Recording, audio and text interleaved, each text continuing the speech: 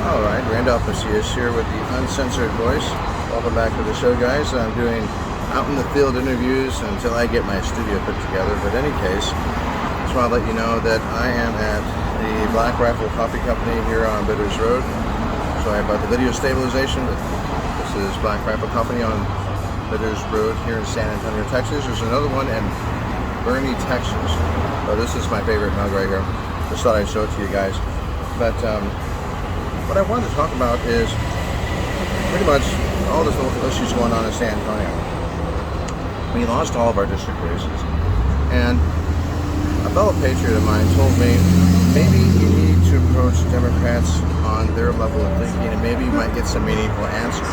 I mean, I don't know, tell me, but I think it's very important that we have communication with the Democrats, because if we don't, absolutely nothing will happen. We both know that we're not going to get everything that we want, right?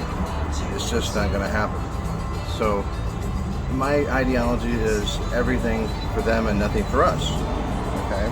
That's probably how most of them think anyway. But on the upside, great things can be done when we work together in bipartisan type of mentality, and I just don't think it's happening. Voter integrity is at stake. The highest levels of our government are not addressing election integrity. I think the Supreme Court is compromised. Justice Roberts might have some ties, I heard, to Jeffrey Epstein, and look what happened to him. I mean, where is the integrity in our government? The government is failing us at this point in time. The Biden administration is openly and flagrantly violating immigration law. There's no other way around what he's doing. When I had the interview with the Sheriff of Brooks County, Benny Martinez, he kind of laid it all out on the line for me. For example, approximately 30 to 34 dead the entire year going through his corridor, through his county in Brooks, compared to 60 plus now, and that's from January until now, and today is August the 7th. Okay, so we got August, all of August, September, October, November, December. It's 5 more months to go. That's going to be a lot more dead, and the blood is on the Biden administration. You may or may not have heard that there was a busload of illegal immigrants or a truck or a van or something that ran into a light pole. When they ran into a light pole, multiple people died. Multiple people were critically injured, and the blood is on Joe Biden's hands. There's no doubt about it in my mind. He said to them verbally, if you're oppressed, you need to come here. You need to come here. You need to come to our borders. We'll take care of you. But what happens for the average American is that what wealth we had under the Trump administration is being squandered and will be next nearly to nothing. So that's why I started busting out my Make America Great Again cap. That's why I started busting out my Make America Great Again cap, because America now is no longer great like it used to be. President Trump gave him the perfect border to work with. Sheriff Martinez said multiple times that we had more to work with under the Trump administration. The barriers were taken down, the floodgates were open. He says, I don't even know why they're going through my corridors anymore, because it's like it's an open door policy.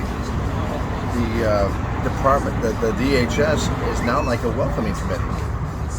There's no other way to explain it. These people come in by the busloads. We can't even accommodate. They were thinking about reducing the personnel, or possibly for the first time and maybe a long time or ever, eliminating the Falfurrias checkpoint, the biggest one we have here in the state of Texas. He is very worried about that. And so, because of the resources of the logistics of moving these people around, 20% of them have COVID-19 that they have recovered bodies from throughout his county in the corridor, because the Texas brush is unforgiving, totally unforgiving, and it will kill you. And it has killed many people on many occasions. Some of these bodies are repatriated, some of them are given to families of them that are residing in the United States. But the resources that Sheriff Benny has used since 2012 have been coming from a state level, thank goodness. But before that, there was very little for him to work with. The county gets most of its revenue on oil and gas, and with the Biden administration's direct attack on oil and gas. It's next to nothing on revenue for the county, so they're in desperate need of funds, desperate need of manpower. He said there's never enough manpower, of course, but in this case, he is being stretched to the limit. There's no way to explain it. The facts are the facts. He has deputies working 12-hour shifts that might turn into 16-hour shifts in the event that maybe there's a body found and then 2 or 3 hours of processing for that one body per person. So JP's helping out, a lot of people help out. Hopefully I'll be going back there to Fall Furriers in Brooks County to do a ride-along with the sheriff to see how that, and when they do this, like maybe a nighttime ride-along or a daytime ride-along. He says that DHS has been very forthcoming with him, very honest, giving him good information, which is in sharp contrast to Midland County, where Terry Johnson, the county judge, has a very hostile relationship with the DHS.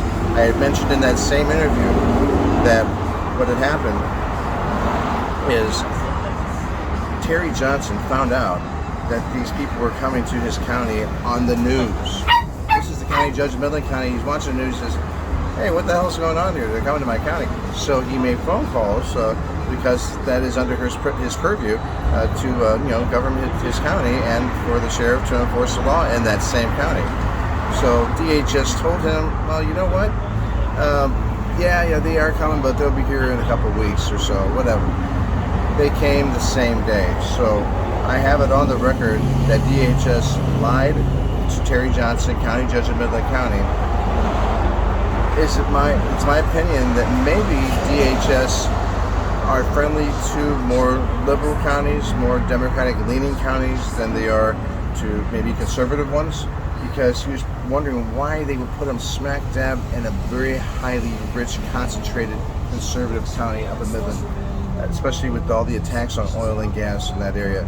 Thank God everything's okay in Midland County. Oil and gas is doing just fine, but there is a big attack on it. They want to cancel federal permits to get oil from these oil patch areas. But fortunately, the jobs are stable in Midland County from what I saw when I went there. There's a lot of money to be made when you work really hard, and that's the American dream. That's what we look forward to.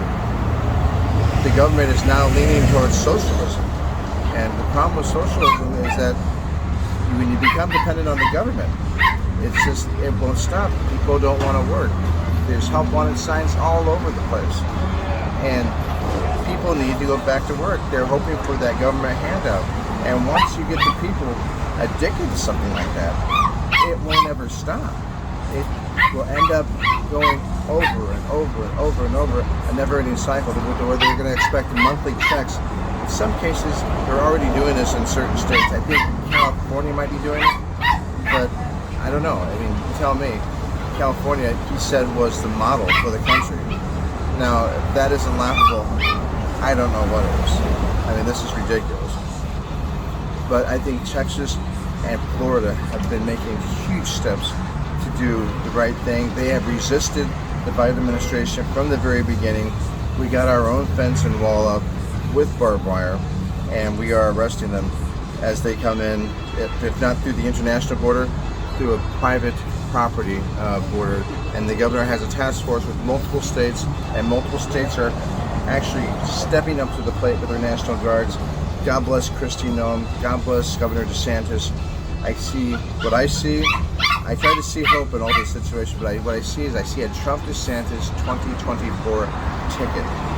I say Trump DeSantis 2024, I got to get me a flag. It's going to happen because we will make America great again. I will not stand by and see my country go dive down into the troughs of socialism. I will not see my state be bullied by the federal government over and over again, calling us Neanderthals, telling Governor DeSantis in Florida to get out of the way. Well, his response was, he pushed back big time. He says, I am standing in your way. And God bless him for that. So I hope that we have a Trump DeSantis 2024 ticket. I know that they're going to do a good job to make America great again. But beware liberals, beware Democrats. Once the pendulum swings back, it's going to swing back big. This Section 230 bullshit, gone. You are censoring us. And whether it's a privately owned company or not, you have protections that are unprecedented, and you are wielding them in the most evil way possible. The people can't speak. That's why I make these podcasts, because I want to get them out, to get out the truth as nearly as I can, because folks, the truth is unpopular. The truth is unpopular. I'm here to tell the truth. I'm here to get the word out as nearly as I can. And now focusing on San Antonio politics. I was appointed a precinct chair by Bexar County Republicans, so I have my work cut out for me. I'm going to go through whatever I need to go through, get the resources I need to identify potential hard, moderate, and people that don't vote maybe, or need to be registered to vote. I'm going to dive in on that, do the best I can on an email chain that was started for the disbandment of our election integrity committee that we had. I was told the mission was complete, and they were asking for a list of judges and poll watchers. Well, maybe some were concerned that this information was going to be leaked, and maybe that's why. Maybe we can look at it, but we can't take a tangible list. So, Bexar County has its own problems. I looked to Cameron County. I believe her name is Cameron County Chair Morgan Cisneros Graham. I see her so busy on her end. I don't see John Austin doing much of anything. I also see, oh my God, Charlotte Eisenhower. She's a very distant acquaintance of mine. I saw her at a fundraiser recently, and she was praising John Austin like crazy. I told others, is she trying to audition for an Academy Award? What's going on here? Why can't we keep it together? I see people clapping for him, but I don't see the guy doing anything. So step aside, John Austin. Let's get a good, viable candidate for the Bexar County Republicans. Let's do it. Let's get shit done. Let's unite, because the Democrats can unite and they can raise money. Why can't we? I know about Allen West, where we had millions and millions of dollars in Texas Republican funds, and now I think we're down to like $80,000. Still, thank God he's gone. I hope that people are not going to latch on to Allen West once they see what he really did, and the SREC is pretty upset about him, other than keeping him out of the Republican circle from this point on if he fails in his gubernatorial candidacy. But I'm part of a PAC that endorses Governor Greg Abbott because I see him get shit done. Yeah, I've seen him talk. I was there at the Hannity show, and I saw him and President Trump talk. They're getting stuff done. President Trump said we cannot wait until the midterms. We cannot wait till 2024. We can't wait. What we gotta do is we gotta do shit right now. It has to be done right now. We need to embrace all of our Republican candidates. Most notably, I had mentioned in previous podcasts, Mauro Garza. This guy has been attacked because he owns a gay business in the LGBTQ community area. And I think that's unfair. I think that we should stand behind any Republican candidate. For all we know, this guy could have gotten Castro out of District 20. The Castros are a plague to this city. They're a travesty. They're like an infestation. The Democrat Party needs to be abolished and wiped off the face of the earth, if you ask me. I'm done with the Castros. I'm done with, if I'm Hispanic, I have to be liberal. Fuck that. I am going to be my own person. I'm Hispanic. I'm considered white by race. You can see how dark I am. But I am white by race. And just because I have dark skin does not mean I'm a liberal. And there's a lot of people that are on board the Trump train on that.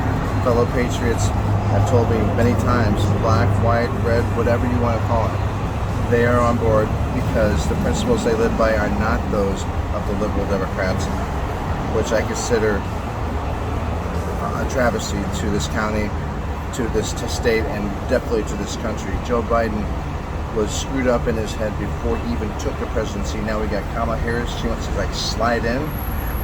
Well, it might happen, but she'll be the first woman president that ever took office that was not elected. That it would be also the most corrupt in history. So congratulations on a first for that, Kamala. Kabuki, whatever you want to call yourself. But you know what? We are going to take back the election in 2024. We are going to get it done. It starts at the grassroots level. We start with the school boards. We move on to the city council.